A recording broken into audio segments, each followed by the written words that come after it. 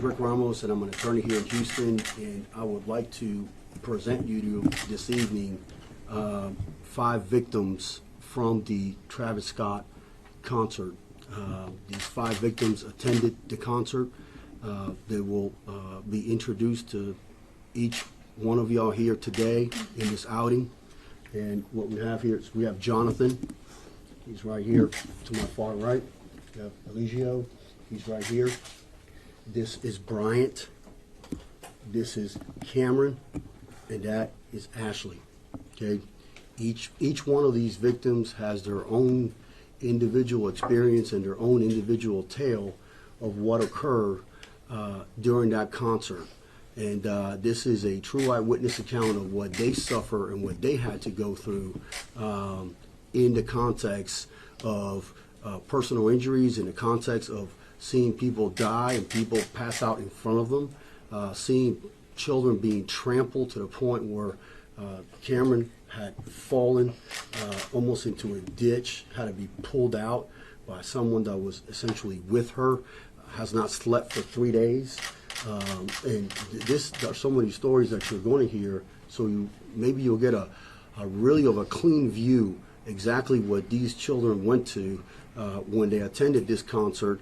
And what we provided is maybe some photos of initially when they went to attend this concert, that they went there with their friends, they went there to have a good time, and they went there to have some fun, and it turned probably into the biggest nightmare that they could ever experience, and one that's not going to go away anytime soon. So I want to start you off with Jonathan, because Jonathan had his own experience. And Jonathan, just briefly, if you just let him know your experience in regards to the concert, when you got there, you were happy to be there, and once you got in there, tell them about the experience that you had and how things got progressively worse and where you landed and how you were able to basically leave while chaos is ongoing. Can we get Jonathan to come to the microphone? Absolutely. Can they give their name, please, and spell it and their age before each client starts? You got it. Jonathan, why don't you come in here, take my seat, and I'll trade seats with you, okay? What I want you to do is I want you to sit down right there. You introduce yourself, you give them your name, and you give them your age. And you give them a narrative of what happened. My name is Jonathan Espinosa, Jonathon Espinosa.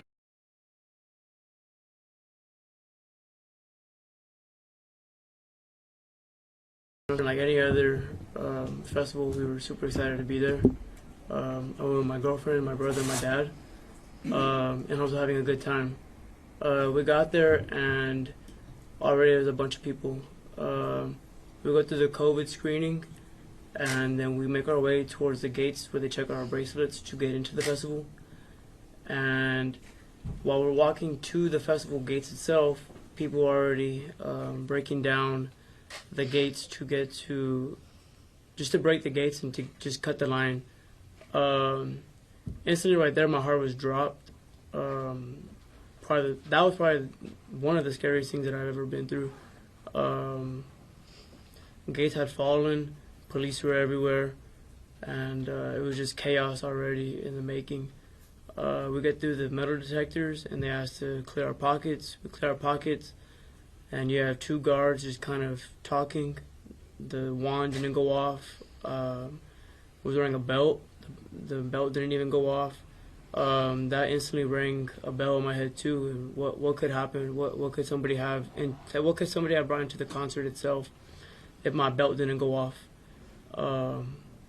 We get into the concert. We take pictures. Everything seems okay. We kind of put everything that had happened on the outside of the gates to themselves. We try to have a good time then. We take pictures, we go walk around, and we start making our way to the stage.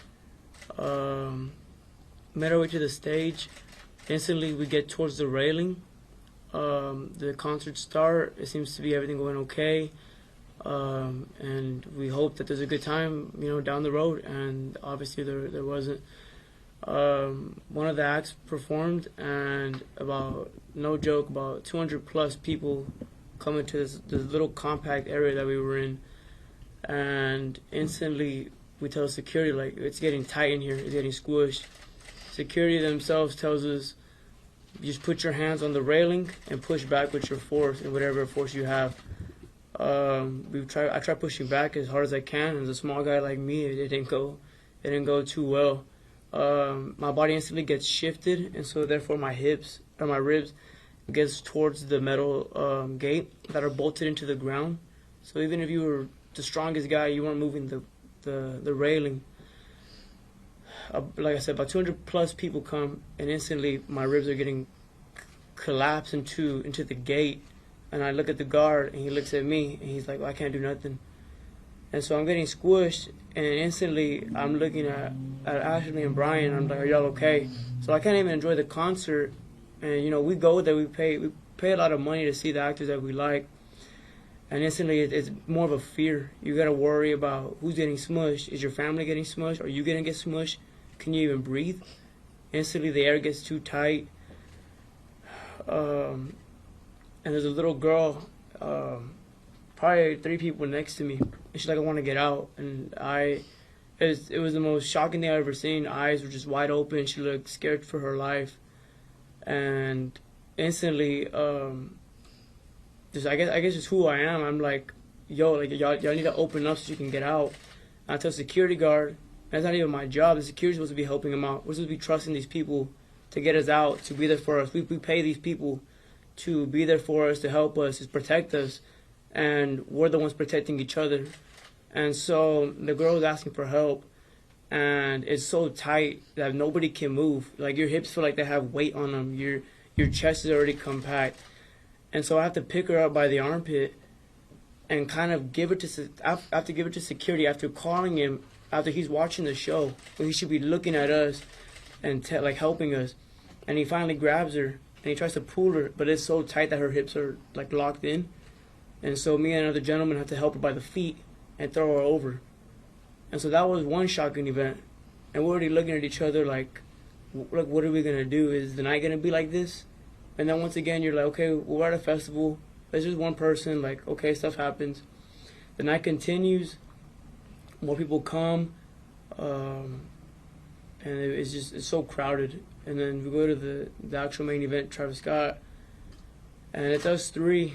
And it's my brother leading the way because he's the smallest. So we're trying to get, as close as we can because you go to a concert, you want to have fun. You don't want to be in fear of, oh my gosh, what can happen? Instantly, people are like, it's just ruthless. People are too tight. They want to keep their spot, so we get lost. My brother makes his way to the front. We kind of get scattered in the middle, and we instantly already like this is too many people. We're like glued onto each other in such a way, and the night rolled like that. I remember there's a medic cart trying to make its way, and nobody, like, as a human instinct, you expect people are in danger. Let me help them out. Let me move for these people. You can't even do that when the artist is there chanting like, "Are y'all okay?" "All right, cool." And then he continues with his act. Whenever you're looking at a medical cart and a guy laying down, probably purple, like who sees it on a regular basis? Like, it still replays in my head. Before I go to bed, that's the first thing I think about. Is if that was my brother, because like I said, we got separated. The only thing in my mind was, well, where is he at? Did he get hurt? Is he gonna make it to the end of the concert? I couldn't even breathe. He's smaller than me. Is he on the ground? And then you see people on the ground, and the first thing you think is, what if that was me? How can I help? And so, as the night goes on, the air gets just real thin. And if you're not tall, you're not big, and your head's not up, you can't breathe. The concert ends, and we had a meeting spot, like, of where to meet after the concert. And so that took a while to even get to. Because, like I said, it was so tight.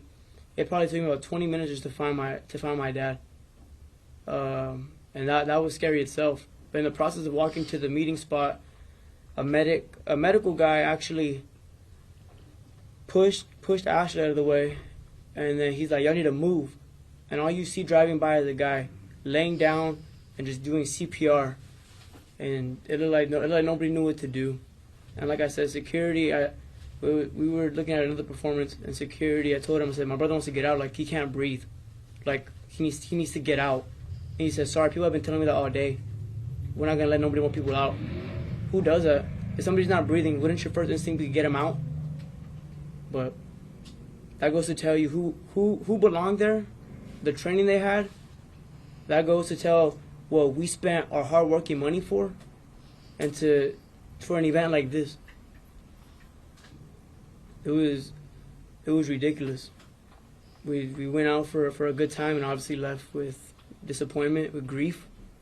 I mean, it's sad to say who the victims who were injured, and it's even more sad to say the victims that were killed. You don't go anywhere thinking, oh my gosh, something bad's gonna happen. Especially for the money that we're paying, you would expect top-notch security, medics, not medics who don't even know what CPR is. Go to say they had one AED out of the whole festival for 50,000 people. This is just ridiculous for what the money that we pay for and the hard working time that we put in. I mean, I'm a college student. I worked really hard to get my ticket, and although it was canceled, it wasn't even about that. It was about what happened during that 12 hours that he had performing and the other artists, and it was awful. Did you sustain physical injuries? I did. I'm absolutely in pain. I've never been in pain like that ever. Like I said, when I was pushing against the barricade, my whole lower body hurts. My calves feel really tight from where I was just holding on for my life, I guess you could say. My arms are sore from where I was leaning on the rail like that, and I would look in the sky, and it was just like a big old breath, like when my chest was expanding, and then I would have to obviously put myself back down, and it just got super hot. My ribs on the inside hurt bad, and even my lower back, just from where elbows and pushing and where the rail was going into my side. So this is, like I said, this is pain that I've never felt. I never thought I'd wake up in the morning and be out of breath, because every time I go to bed, I relive the concert in my dream, and it's just like, it's shocking. I call her in the morning and I'm like, look, I'm scared, and I don't feel like anyone should go through that. Do you have any physical scarring? How much is the concert? One moment. How much is the ticket? You talked about the price. The ticket, you wait in a queue, and so you're lucky if you get a ticket for about $250. Resale was shooting up to $400, even $800. And when he released more tickets, probably a month before the concert, they were right about $600. So did you go the first 2 years this concert? We went for the year before this, the 2 years before this, because it was canceled last year due to COVID. And why do you think it was such a disaster this year as opposed to the first 2 years when no one died? What was the main difference? They told them, what, it was a disaster the first year. Tell them why they were both the same. The first year was pretty hectic as well. You would think that an artist like that who gets paid millions of dollars, if not billions of dollars, would want to succeed in something like that has his name on it, especially because he's so big to the youth. It was executed poorly. Like I said, you pay a pretty penny for giving your life into these guys' hands. The park, the facility, the security. I mean, a water, for crying out loud, was $5. You would think, like, I'm paying a pretty penny. We're gonna have a good time. We were gonna take pictures that are like, look, like we're gonna see our favorite artist. He comes around once a year. People pay a lot of money to go see him. Jonathan, tell them about the 2019 show, how they also stormed the gates and knocked down So the gates 2019 show, they did storm the gates as well, and there's footage of it, and it's advertised as Rager, so to say. And you would think, do I want that in the following year, or would you look at that and examine it as a higher up and look, are we going to barricade that fence, and we're going to do stuff differently this year? 2019, I don't know the exact number of people that went, but the gates were down, there was stampede, there was chaos everywhere. How does that lead to 2021? Whenever you're trying to make stuff better each year. I mean, security, like I said, by itself, you would think there'd be security top notch. Okay, 2019 went okay. Let's make 2021 like a year. Remember, he had a whole year to plan it out. He had 2 years to plan it out. How do you not fix what's wrong? Jonathan, let Brian go ahead and introduce himself. Yes, Go ahead sir. and take your chair. In your hometowns too, please. Why don't you give him your hometown? Where you I'm from Corpus Christi.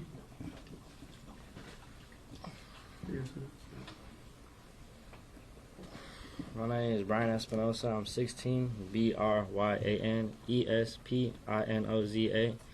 I went to the concert or the festival expecting a good time. Went to go see one of my favorite artists, Travis. I'm one of his biggest fans this time. He really disappointed me in what he had and what he did. He could have stopped the show. He could have prevented all this if he really wanted to, but it seemed like he didn't. And the security there, I only saw not even a handful of security, medics, or nothing. I felt like my life was on the line at one point. It was on the line. Everyone's life was on the line. At one point, my ribs were getting into the railing, basically impaled, and I was fearing for my life that I wasn't going to make it. And luckily, I jumped that gate, and a security guard helped me, which there was like hundreds of bodies on the floor already from people passing out, falling over the railing. I just saw people fighting for their life, fear in their eye, screaming. It was scary. Literally at night, I can't even sleep. I stay up most of the night because of this. I just rethink it and just see the people's faces that are purple, fearing for their life. It's just so much. Like, you go to a festival having a good time, not expecting 8 people to die or more, or people injured. You don't see that much at festivals. 300 people injured. They barely seemed like they had security. The security didn't know what they were doing. Paramedics didn't know what they were doing. They didn't even know how to do CPR. And the security, when performances were going on, they were literally dancing to the music. They weren't even like seeing if people were okay. And if that, they were barely helping any people out. Like my brother said, at one of the performances, I was trying to get out, and they told me, no, you got to go out the whole back way, which there's 50,000 people literally waiting to see people and push forward. There's no way I was going to get out of that back, so I literally had to wait and fearing that I was going to end up dying, that I couldn't breathe. So he told me, stay in there, you can't get out, because people have been saying that all day, which makes no sense because you're a security guard, you're getting paid for this job. It's not like you're doing it for free. So, like, me almost dying, I guess he couldn't help me or something. It was a mess. And then once the main show started, I ended up going to the Travis thing. There was a railing. There was a girl behind me and a railing. So once he first started, the girl behind me was getting smushed, and then she left, and that's when I was against that railing and basically impaled into that railing. My ribs are literally bruised and hurt, and it was just a mess because I felt like I was about to die when I was trying to see one of my favorite artists perform, and it's just a disappointment of what happened, and that people literally have to die at this festival, which it didn't have to go to that point. He should have learned from 2019. He saw everything that happened. I'm more sure from 2019, if you read, there was more people that got injured.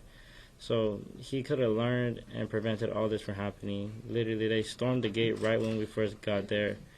And in 2019, they did that too. So I don't know why he didn't learn let me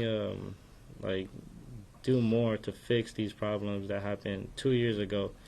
And then this year happened much more worse. People died, more chaos, everything happened. Can you walk us through quickly when you asked security for help and they denied you help? It was during the SZA performance. I just wanted to get out because it was so hot at that point. I was there for 8 hours probably just watching all my artists against that railing. So I felt like I just need to get out right now because I had enough. I'm tired. It's hot. There's a lot of people on you. It feels like a lot of weight on your feet because you've been standing literally 8 hours all day. So I wanted to get out. I told him, my brother told him, he said, hey, can you please come get my brother out? It's hot. He feels like he's going to pass out, which I did. And one security guard said, no, people have been saying that all day. You can't. So I guess he just left me there. The security was on the other side of the barricade Yes, and ma'am. refused to help get you out of the barricade. Yes, Yes, ma'am. face to face. We're literally right in front of him asking to get me out, and he said no because people have been doing that all day. If people were doing that all day, you should feel like, yes, let me help you, because it was just a mess. And Ashley, why don't you come up and just take the podium for a second? Come here. Go that way. Yes, here you go, this way. Take your time. As you saw Cameron exit, Cameron has not slept in about the last 4 days. I mean, she is completely distraught, and she, did her best to come here, but she may not be willing to or able to go ahead and speak to y'all this evening. Go ahead, Ashley, please. Say and spell your first and last name. My name is Ashley Chapa, ASHLEYCHAPA. How old are you? 19 years old. Sorry. Where are you from? Corpus Christi, Texas. Were you with the whole group together? No, I was with, I had arrived with Brian and Jonathan and their dad. During the first performances, I was with Jonathan and Brian, and we were around the same area. And that's where we were pushed up against the barricade most of the time. And similar to their experiences, the security guards had told us about putting our arms on the railing and just pushing as hard as we can. Obviously, we're not very big, tall kids or even strong people, so no matter what, there's so much weight being pushed against you, and you're just constantly like being pressed up against it. And Jonathan and Brian tried the best that they could to try to like block that from getting to me, and to help me not get as squished as they could. What did you see regarding the person on the ground that was turning purple? So that was during the Travis Scott performance. A medical cart started driving by, and the security guard shoved me out of the way to try to get the cart by. And as they were doing that, I was confused. I was like, why did he shove me? And I turned and I look, and he's on top of a person just giving them chest compressions, and you never saw them check their pulse or do anything. They just jumped on top, and they're on his chest, and his face was just purple, and you couldn't really tell if they were alive or not at that point. Let me ask you, there's some reports out today about possible fentanyl overdoses, a bad batch of pills and drugs going around. Did y'all see any of that? There was a lot of drugs. Tell me about that. At one point, we were leaving the smaller stage where all the small artists were playing, or the other ones, and we were walking to Travis Scott, and we passed by this man with a, I guess it's like a Snapchat screen, and they wrote the text on there, and it said, what was it? Oh, it said LSD for $15. Oh, And obviously little kids or just young people that are there are going to see that. They're going to be like, oh, I've never tried this before, let's try it, whatever. So that might have played a factor into everything, just because of how it was available, like how easily a kid could have walked up to him, cash out to him, or given him cash right there, and he could have gotten it. So just so I get it right, can you explain that again? You said a guy was walking around on his cell phone that said LSD for sale? Yeah, it said LSD for $15 in big letters. He had like I guess like a lighting up shirt on, so he was just walking around holding it like that. So is it your impression then that some people were completely drugged? I believe that a lot of them were. Obviously, drugs were everywhere in that concert, such as like everyone was smoking weed, but With such rampant drug use, are people just looking the other way? Is it just like a drug party? Do whatever the heck you want? no, I don't think so. How is it allowed? I think just like with the lack of security and the lack of like bag checking, like one of them had stated like we literally just threw our bag on there, and they went like that and they walked straight through. So they didn't search for anything. They weren't looking for anything. They simply had security as, I guess, the least amount that they could. And all the people sneaking in, you don't know what they brought or anything like that. Do you feel like there was a lack of security? Yes. I believe there was maybe like 10 around us during the small stage, and I didn't see any during Travis Scott's set, other than the ones that I did see on top of kids. Let me get him so he can come in and kind of introduce himself to y'all as well.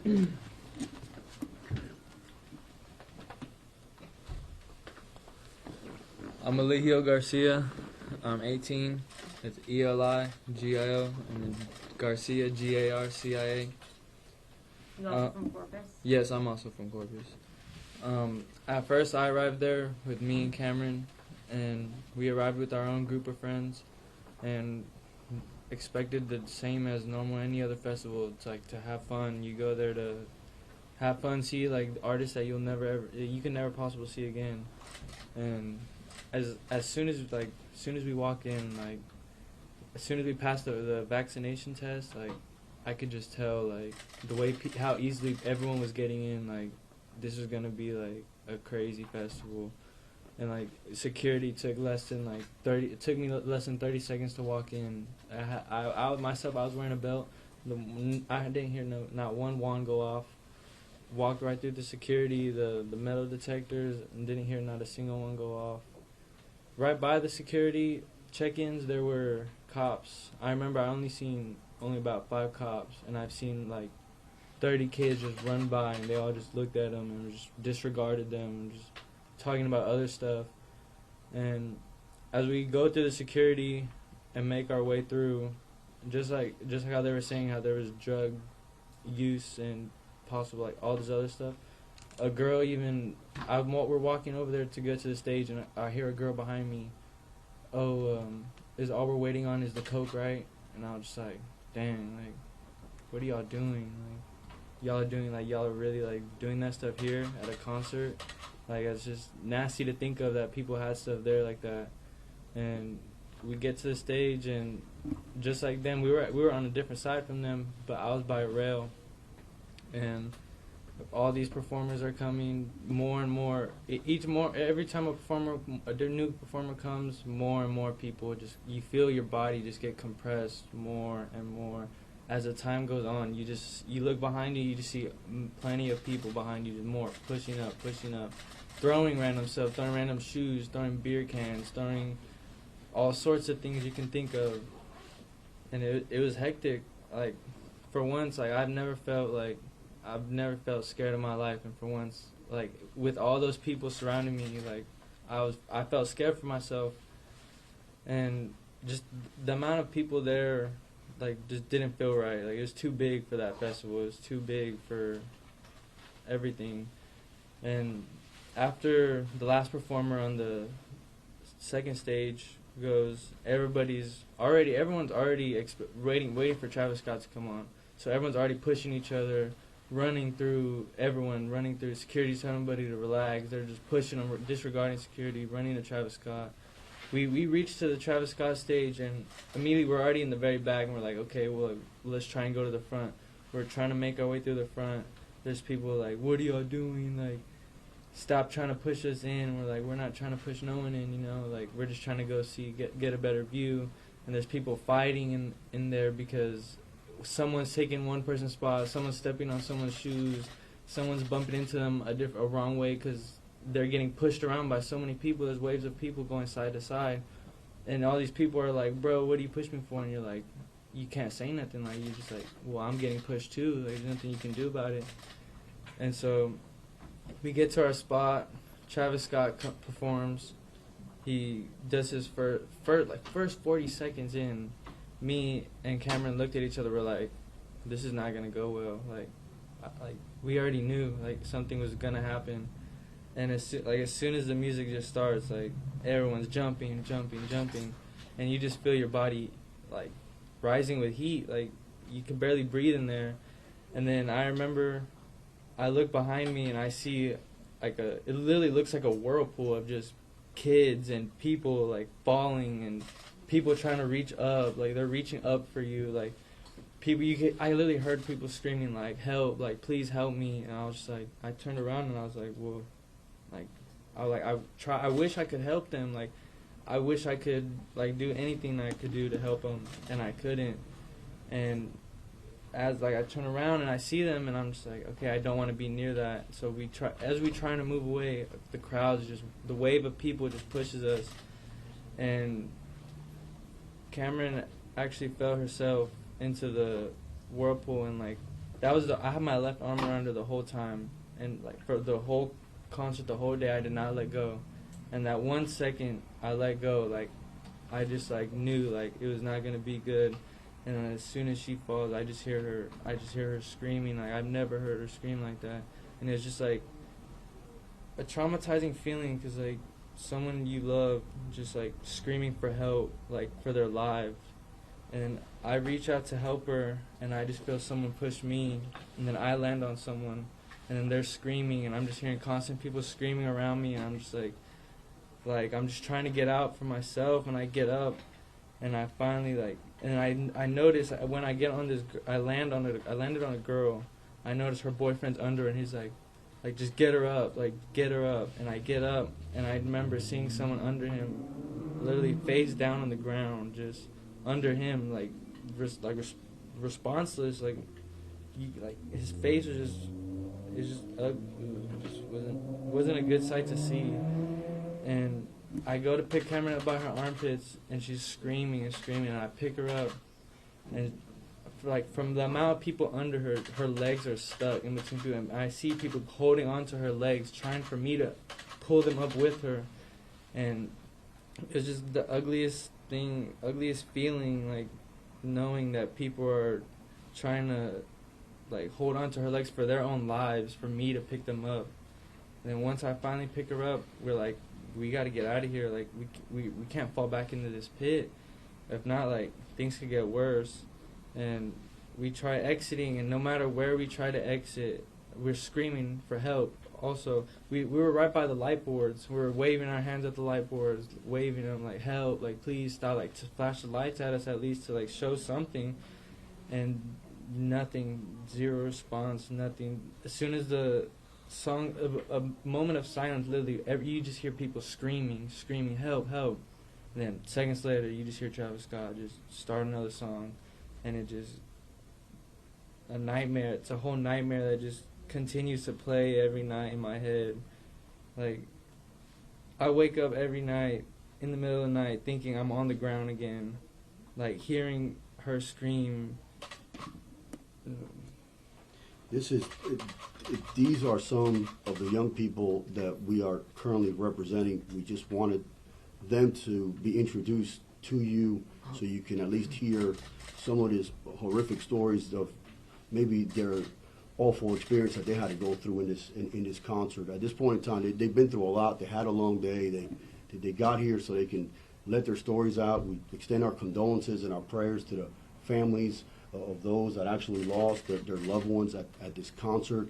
As you can see from this was a horrific experience across the board. So thank y'all, and at this point in time, in Spanish, you got it. Who of them? Who speaks Spanish? ¿Quién habla español mejor? None of you? ¿Ninguno quiere hablar español? Very little. ¿No quiere hablar español tampoco?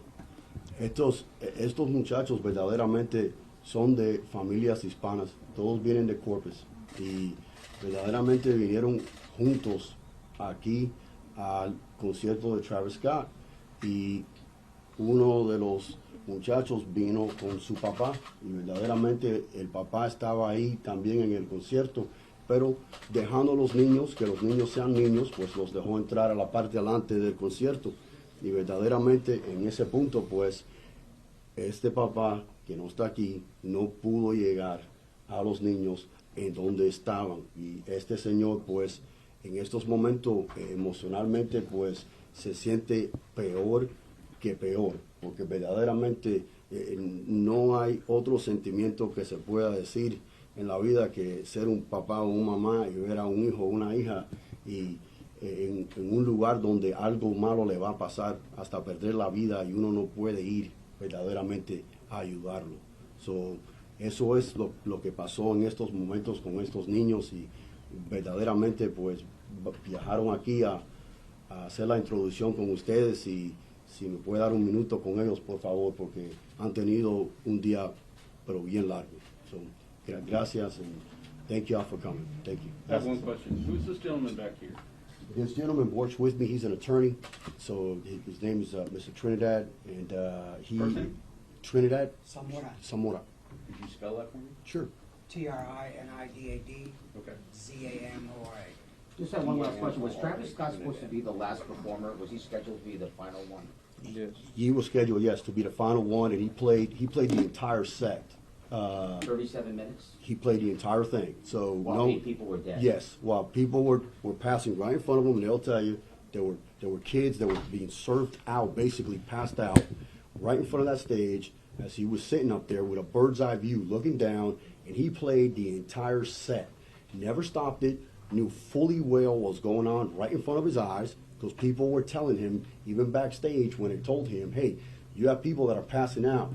This man may be dead. Fully aware, continues to play to the point where he says, you know what, raise your hand and give me the middle finger and let me know that basically we're okay, and let's turn it up and let's do what you came here to do, after seeing the bodies floating right in front of his face. So you know what, he took gasoline into the fire.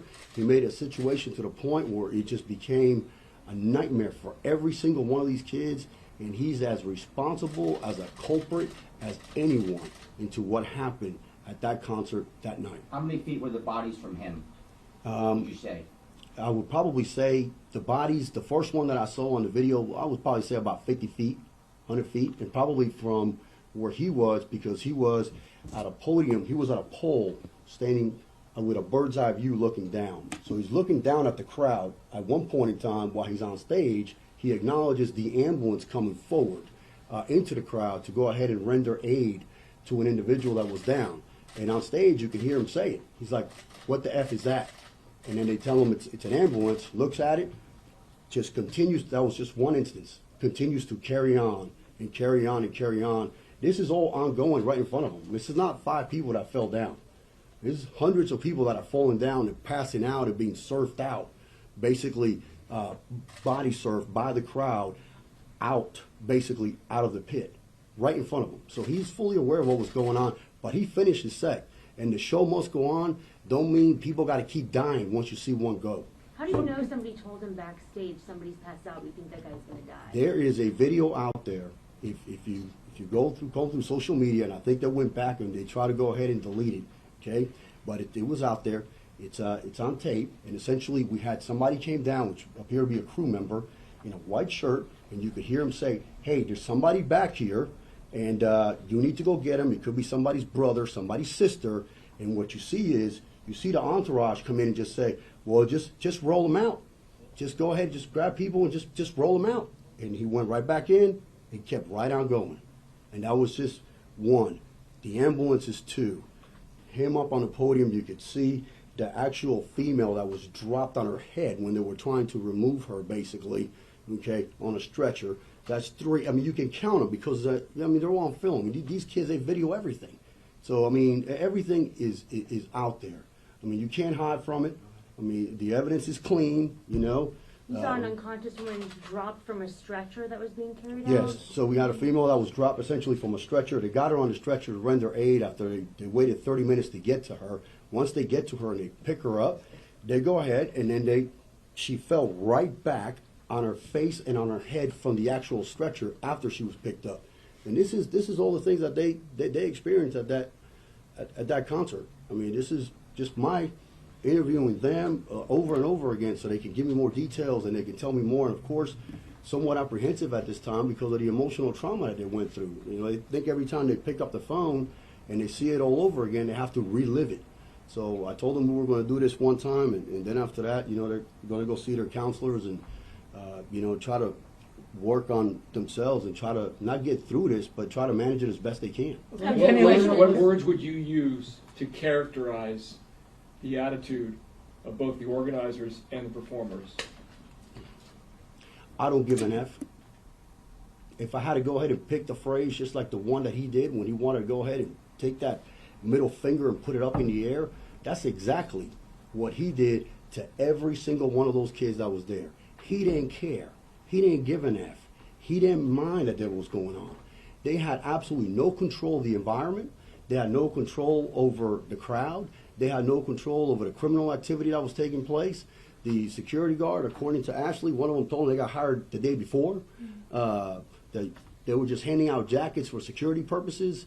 At one point in time, they didn't see any security guards at all. it was beyond a cavalier attitude. It was really just a we just don't care. It's a profit-driven margin. That's essentially all we see is profit margin, because the staffing was not there. I don't know the proposal that they handed in order to get the permit, but I want to look at the actual proposal that was handed in, 60-plus pages, and the actual plan that was actually there in play at the concert with the amount of personnel that was there.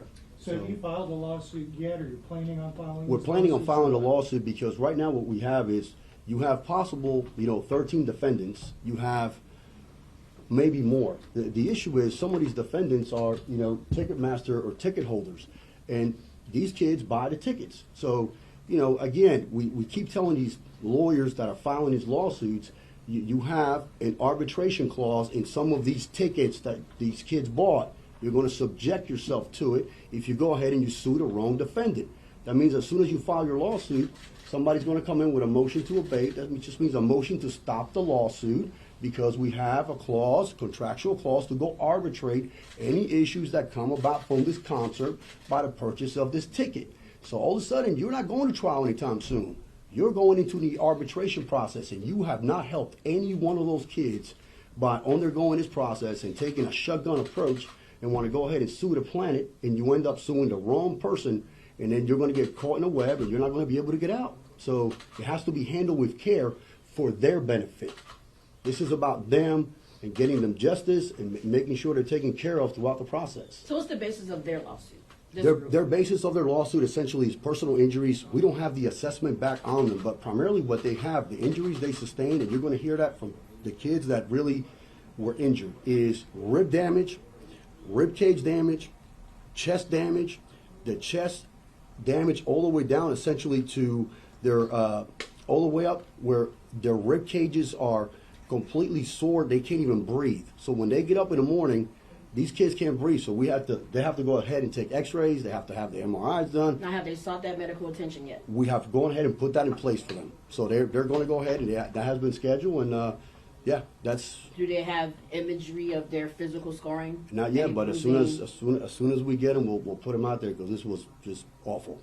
So you've not filed a lawsuit for your 38 clients yet? For the 30 clients, not yet, because not every defendant will be treated the same way, because we're not going to put these kids through a process that I want to be in a lawsuit to the end of Never Never Land for suing the wrong individual when I don't have to.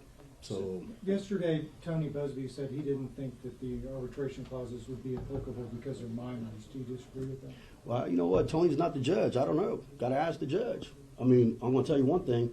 Every single Texas Supreme Court case in the last 5 years has upheld an arbitration clause. We are pro-arbitration in the state of Texas. That's just a fact. The Supreme Court over and over and over again has deferred to the arbitration clause in contracts and in other forms as a way to go ahead and resolve a dispute, as a contractual obligation, meaning you reach a contract that's the way that you were going to settle your dispute. Now, whether or not a court is going to uphold it or not, I can't tell you that. What I'm going to tell you is that Tony may say that, but it's going to be about 50 cases from the Supreme Court of Texas on the other side of that argument. And that's just a fact. So who are you definitely going to sue, and would Cameron like to say something? As of this point in time, that decision will be made tomorrow morning. We're going to have a meeting late tonight, and that lawsuit will be on file. But right now, we're probably looking at 4 of the more, how can I say this, the more convenient defendants that will probably not be on the list, primarily because of that reason.